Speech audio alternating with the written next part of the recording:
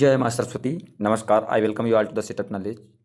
संगम नगरी प्रयागराज से मैं सौरभ मिश्रा आपका हार्दिक स्वागत और अभिनंदन करता हूँ। लम्हा लम्हा मुस्कुराएंगे, खुद से ये वादा है, हमारी ख्वाहिशें थोड़ी सी कहीं ज़्यादा है। इसी के साथ हम अपने सेशन की शुरुआत करते हैं। जो लोग नए हों, चैनल को सब्सक्राइब कर लें, सेटअप नॉलेज को, और बेल आइकन को प्रेस कर लें, जिससे आपकी आने वाले वीडियोज़ की नोटिफिकेशन आपको प्राप्त होते रहें। आज यूपी पुलिस कांस्टेबल के इस सीरीज़ के अंतर्गत हमने हिंदी का दूसरा प्रैक्टिस सेट प्लस कॉन्सेप्ट को लिया है। अभी जो पहला वीडियो नहीं देखे हैं, अगर दूसरा देख रहे हैं, तो इससे पहले आपसे निवेदन है, आप पहला वीडियो देख लीजिए। काफ़ी रिलेवेंट है, हेल्पफुल होगा एग्जाम के लिए, क्योंकि हम एमसीक्यू के माध्यम से आपके संपूर्ण सिलेबस को कवर करने का प्रयास कर रहे हैं।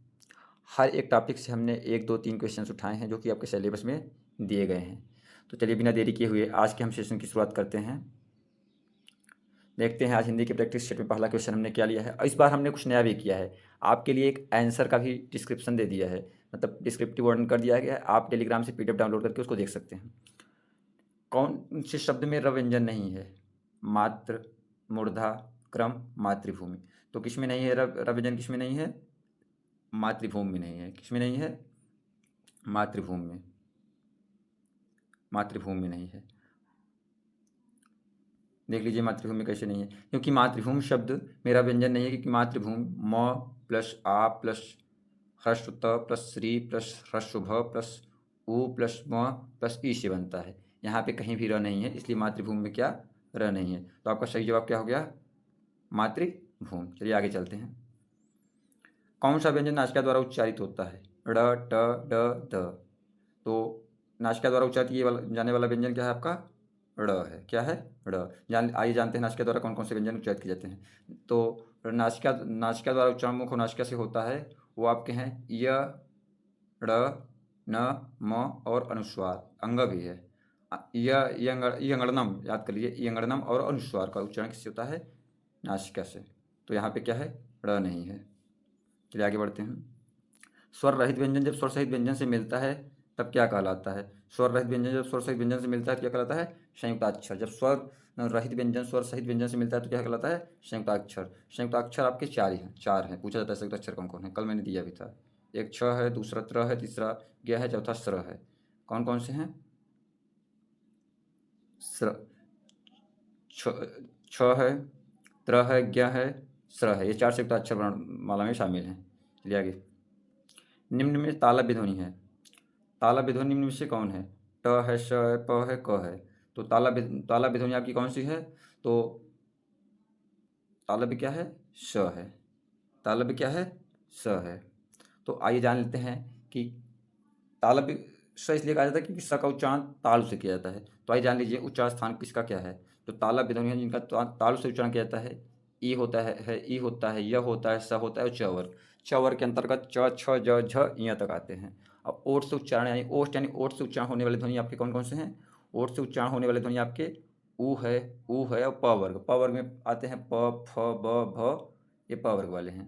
प, ब, भ, म। आगे जान लीजिए मूर्धा से, मूर्धन्य से यानी मूर्धा से, यानी री है, ऋषि वाला, र है, श है और ट वर्ग, ट, ठ, ड, ढ। और फिर कंठ से जान लीजिए। कंठ से आ और ह और क यानी क, ख, ग, घ, अंग। ये कंठ से उच्चारण होता है। इसका उच्चारण किससे किया जाता है? कंठ से। दंत से जान लीजिए, दंत यानी दांत से। श होता है और ल होता है और त वर्ग यानी त, थ, द, ध, न। तो आप ये जान लीजिए, इससे क्वेश्चन कन्फर्म है, फिक्स है, ये आएगा, इंपॉर्टेंट है। हमने एक क्वेश्चन के माध्यम से आपको ताल पूछा गया था, ताल, ओष्ठ, मूर्धन्य, कंठ, दंत सब बता दिया है। आप इसको नोट कर लीजिए। आप अगर पेन पेपर लिए हैं तो उसको नोट कर लीजिए, बाकी टेलीग्राम पे हम पीडीएफ प्रोवाइड कर देंगे। चलिए आगे बढ़ते हैं। निम्न में से कौन सा वर्ण अघोष है? क, ग, घ, यहाँ पे 2 बार ग हो गया है। क, ग, घ, ज। तो इसमें से अघोष वर्ण कौन सा है? अघोष आपका क है। अब जान लीजिए अघोष वर्ण कौन कौन से होते हैं। तो इसका ट्रिक है 1, 2, यानी प्रत्येक वर्ण का पहला अक्षर, प्रत्येक वर्ण का पहला अक्षर और दूसरा अक्षर क्या होता है? अघोष होता है। यानी अघोष वर्ण जिन ध्वनियों के उच्चारण में स्वरतंत्रियों से कंपन उत्पन्न नहीं होता उन्हें अघोष वर्ण कहते हैं। अब पहला प्रत्येक वर्ण का पहला, दूसरा और व्यंजन स, ख, स अघोष होते हैं। और सघोष वर्ण क्या होता है? प्रत्येक वर्ण का प्रत्येक वर्ण का क्या होता है? तीसरा, चौथा, पाँचवां। अघोष के लिए ट्रिक 1 2, सघोष के लिए 3 4 5। अघोष सघोष से फिक्स है, क्वेश्चन आएगा, आप इसको नोट कर लीजिए। अघोष के लिए वर्ण क्या होता है? 1 और 2। सघोष के लिए क्या होता है? 3 4 5।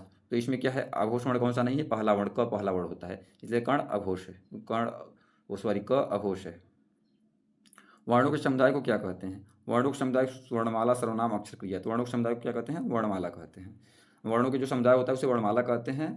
क्या कहते हैं? वर्णमाला कहते हैं। और वर्ण भाषा की सबसे छोटी इकाई होती है। पेपर में पूछ लेता है कि भाषा की सबसे छोटी इकाई क्या होती है? तो वर्ण होती है। और वर्ण को अक्षर भी कहते हैं। वर्ण को क्या कहते हैं? अक्षर भी कहते हैं। और सर्वनाम संज्ञा के स्थान पर प्रयुक्त होने वाले शब्दों को सर्वनाम कहते हैं। जान लीजिए, जैसे मैं, तुम, हम, वे, आप आदि शब्द सर्वनाम हैं। ये मैंने यहाँ पे इसलिए ले लिया है कि पीछे जो सर्वनाम दिया गया है सर्वनाम की व्याख्या कर दे रहे हैं। सर्वनाम क्रिया है, चारों ऑप्शन की, जैसे वर्णमाला भी बता दे रहे हैं, सर्वनाम भी बता दे रहे हैं, अक्षर भी बता दे रहे हैं, क्रिया भी बता दे रहे हैं। एक क्वेश्चन से चारों के आंसर हम बता दे रहे हैं। तो वर्णों के समुदाय को क्या कहते हैं? वर्णमाला कहते हैं। और वर्ण भाषा की सबसे छोटी इकाई क्या होती है? और वर्ण को अक्षर भी कहते हैं। सर्वनाम संज्ञा के स्थान पर प्रयुक्त होने वाले शब्दों को माने संज्ञा के स्थान पर प्रयुक्त होने वाले शब्दों क्या कहते हैं? सर्वनाम कहते हैं। जैसे मैं, तुम, हम, वे, आप आदि क्या हैं? सर्वनाम है। और क्रिया किसे कहते हैं? जिस शब्द से किसी कार्य के होने या करने का बोध हो या करने का पता चले उसे क्या कहते हैं? क्रिया। जैसे हम खा रहे हैं, जा रहे हैं, पढ़ रहे हैं, लिख रहे हैं, जैसे मैं बोल रहा हूँ, ये सब क्या कर रहा हूँ? क्रिया ही कर रहा हूँ। ठीक है, चलिए आगे चलते हैं। आय के उच्चारण में किसकी सहायता ली जाती है? छंद ताल, यचस ताल, कंठ ताल। तो आय के उच्चारण में किसकी सहायता ली जाती है? कंठ ताल की। किसकी? कंठ ताल की। देख लीजिए, आय के उच्चारण में क्या किसकी सहायता ली जाती है?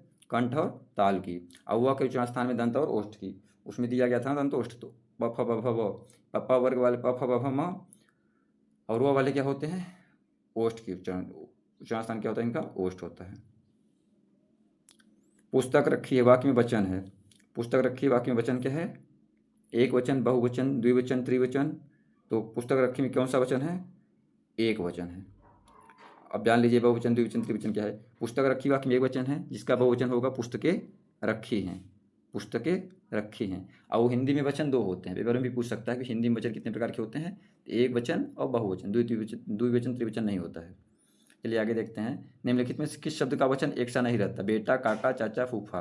तो बेटा का एक सा नहीं रहता, क्योंकि बेटा का कभी बेटे भी होता है, बेटा भी होता है, लेकिन काका, चाचा, फूफा ये सब बदलते नहीं हैं। ये चाहे चाहे एक वचन हो चाहे बहुवचन, हमेशा इसी रूप में प्रयोग किए जाते हैं। तो दिए गए विकल्प में क्या होता है? बेटा शब्द का वचन एक सा नहीं रहता, बाकी क्योंकि बेटा का वचन बेटे होता है और बाकी अन्य शब्द एक जैसे रहते हैं। सर्वनाम का शाब्दिक अर्थ क्या होता है? सबका नाम, दूसरों का नाम, अपना नाम, संबंध का नाम। सर्व मतलब होता है सबका। सर्व मतलब होता है सब, यानी सर्वनाम का अर्थ होता है सबका नाम। सर्वनाम का अर्थ क्या होता है? सबका नाम। यानी सर्वनाम का शाब्दिक अर्थ क्या होता है? सबका नाम। और वाक्य में जिन शब्दों का प्रयोग संज्ञा के बदले होता है वो क्या कहलाता है? सर्वनाम कहलाता है। सर्वनाम से क्वेश्चन आएगा पेपर में। क्या आप घर भी जाएंगे? वाक्य में रेखांकित पद है, संज्ञा, विशेषण, सर्वनाम, क्रिया। तो ये क्या है? सर्वनाम है। क्या है? सर्वनाम है। सर्वनाम क्यों है? आपकी वजह से। चलिए आगे बताते हैं। क्या आप घर भी जाएंगे? वाक्य में रेखांकित सर्वनाम है, संज्ञा के स्थान चूंकि प्रयुक्त किया गया है आप। जैसे कि किसी का नाम दे दिया जाए, क्या राम वहाँ आप घर जाएंगे? तो राम संज्ञा हो जाएगा। अगर राम के स्थान पे कह दिया जाए क्या आप घर जाएंगे, तो जैसे तुम, हम, वे, आप, ये सब क्या होते हैं? सर्वनाम होते हैं। ये सब क्या होते हैं? सर्वनाम होते हैं। चलिए इसी के साथ आगे बढ़ते हैं। सर्वनाम का भेद इनमें से कौन सा नहीं है? देखिए, सर्वनाम से मैंने इसलिए लिया है क्योंकि इस टॉपिक को क्लियर करना है, एमसीक्यू के माध्यम से, क्वेश्चंस के माध्यम से क्लियर करना है। सर्वनाम गुणवाचक, प्रश्नवाचक, संबंधवाचक, निजवाचक। तो सर्वनाम का कौन सा भेद नहीं है?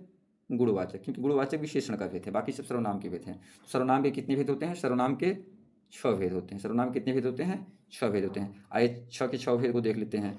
सर्वनाम का पहला भेद होता है पुरुषवाचक सर्वनाम, दूसरा होता है निजवाचक सर्वनाम, तीसरा होता है प्रश्नवाचक सर्वनाम, चौथा होता है निश्चयवाचक सर्वनाम, पांचवां होता है अनिश्चयवाचक, छठवां होता है संबंधवाचक। पेपर में पूछा गया था कि निश्चयवाचक का संबंध किससे है? सर्वनाम से है, विशेषण से, क्रिया से। तो आप जान लीजिए निश्चयवाचक का संबंध किससे है?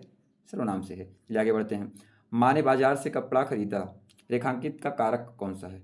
कर्ता कारक, करण कारक, कर्म कारक। तो माँ ने बाजार से कपड़ा खरीदा, ये कौन सा कारक है आपका? कर्म कारक है। कौन सा कारक है? कर्म कारक है। कर्म कारक क्यों है? क्योंकि माँ ने क्या खरीदा? कपड़ा। मैं ट्रिक बता रहा हूँ कर्म कारक पहचानने का। जब क्या और किसे का उत्तर मिले तो जान लीजिएगा कर्म कारक। माँ ने क्या खरीदा? कपड़ा खरीदा बाजार से। किसे खरीदा? कपड़े को खरीदा। इस वजह से कौन सा कारक हो गया, कर्म कारक हो गया। चलिए देख लेते हैं कारक कितने भेद होते हैं। कारक के 8 प्रकार होते हैं। कर्ता कारक, कर्म कारक, करण कारक, संप्रदान कारक, अपादान कारक, संबंध कारक, अधिकरण कारक, संबोधन होता है। इसका फार्मूला है, मतलब याद करने के लिए, कर्ता ने कर्म को करण से संप्रदान के लिए अपादान से अलग होने पर, संबंध का की के रा री रे, अधिकरण में पर, संबोधन हे अरे ओ, यानी ने आए तो कर्ता कारक, को आए तो कर्म कारक, से आए तो करण कारक, के द्वारा यानी के लिए आए संप्रदान कारक, और अलग होने की बात है, जैसे पेड़ से पत्ते गिरते हैं, से आ जाए उसमें अलग के अर्थ में तो अपादान कारक, और संबंध का की रा री रे दिखाए तो संबंध होता है, संबोधन के लिए हे अरे वो का प्रयोग किया जाता है। ये हो गए 8 कारक आपके। सौम्यता ही नारी का सच्चा श्रृंगार है, सौंदर्य है, श्रृंगार है, आभूषण है। श्रृंगार शुद्ध रूप से ऐसे लिखा जाता है, इसमें थोड़ा ऐसे, उसमें थोड़ा प्रिंटिंग मिस्टेक है, श्रृंगार ऐसे लिखा जाता है। तो सौम्यता ही नारी का सच्चा क्या है, श्रृंगार है। विकल्प सी सही है, विकल्प सी सही है। नारी का सर्वाधिक, क्योंकि ये सर्वाधिक उपयुक्त शब्द है नारी के लिए।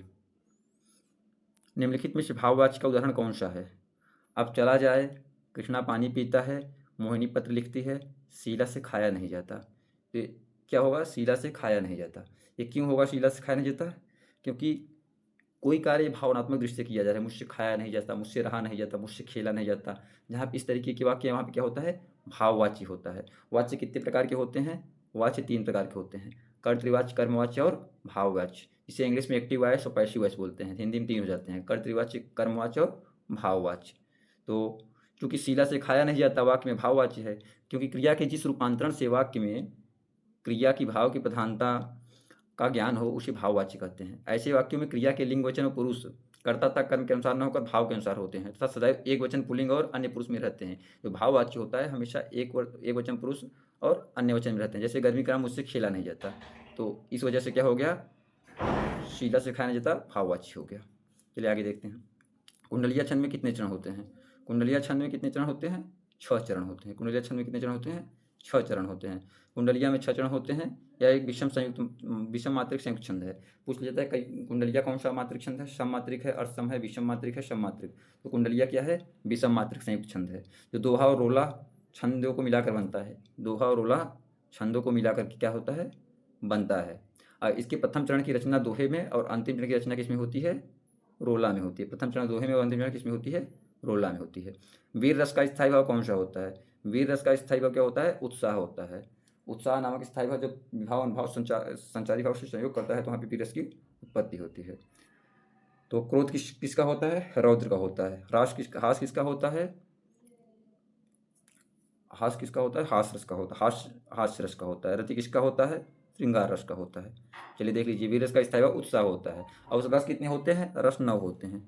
रस कितने प्रकार के होते हैं, 9 होते हैं। यानी जिस प्रसंग अथवा काव्य में वीरता का बात होता है वहाँ पे वीर रस होता है। चलिए आगे देखते हैं। अनिल, अनल का सही अर्थ देने वाला शब्द युग्म है। वायु अग्नि, अग्निवायु, हवा पानी, आग पानी। तो अनिल, अनिल किसका अर्थ होता है, अनिल वायु का अर्थ होता है। अनिल किसका होता है, वायु का होता है। अनल किसका होता है, आग या अग्नि का होता है। इस हिसाब से कौन सा आंसर हो गया, ए। अनिल अनल का सही अर्थ क्या होगा, वायु अग्नि। ये आपका एक क्वेश्चन इससे भी आता है। अनिल अनल का सही अर्थ क्या होता है, वायु अग्नि। और चूंकि वायु का पर्यायवाची अनिल होता है, हवा होता है, पवन होता है, समीर होता है, बात होता है। अब अग्नि का आग, पावक, अनल, हुताशन। अन्य अन्य शब्द युग्म के सही अर्थ का भेद चयन कीजिए। एक होता है श्रम, मतलब जो समान भी शब्द वाले होते हैं, समाउच्चरित वाले, ये भी एक पूछा जाता है समुच्चरित शब्द वाले। तो अन्न माने अनाज होता है, अन्न क्या होता है, अनाज। और एक अन्य क्या होता है, दूसरा। तो अनाज दूसरा किसमें है, ए में। तो विकल्प क्या हो गया है, ए। चलिए आगे देखते हैं। हिंदी के निम्न वाक्य विशेषण की किस अवस्था से है। यह करेला कड़वा है। उत्तरावस्था, मूलावस्था, उत्तमावस्था, अधिकावस्था। ये क्या है, मूलावस्था में, क्योंकि करेला का गुण ही होता है कड़वा होना। तो ये अपने मूल अवस्था में बिना किसी परिवर्तन के, इसलिए क्या हो गया, ये करेला कड़वा है, मूलावस्था। विशेषण की 3 अवस्थाएं होती हैं, मूलावस्था, उत्तरावस्था और उत्तमावस्था। इसी के साथ आज 20 इंपॉर्टेंट क्वेश्चन हमने समाप्त किए और आशा करते हैं आपको सेशन अच्छा लगा होगा। अगर सेशन अच्छा लगा है तो चैनल को सब्सक्राइब कीजिए और वीडियोज़ को लाइक कीजिए और ज़्यादा से ज़्यादा लोगों को शेयर कीजिए, ताकि हम और वीडियो ला सकें और कॉन्सेप्ट वाइज वीडियो ला सकें। ऐसे 10 हिंदी टेस्ट हम लाएंगे। आज दूसरा टेस्ट था, जिससे आपके सिलेबस को कंप्लीट करने का प्रयास करेंगे।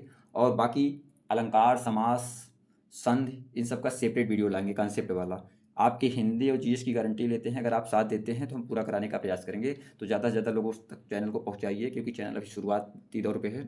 तो हम इससे अधिक से अधिक वीडियो ला सकें और हमें मोटिवेशन मिल सके आपके लिए कुछ करने का, और आपको कंटेंट मिल सके।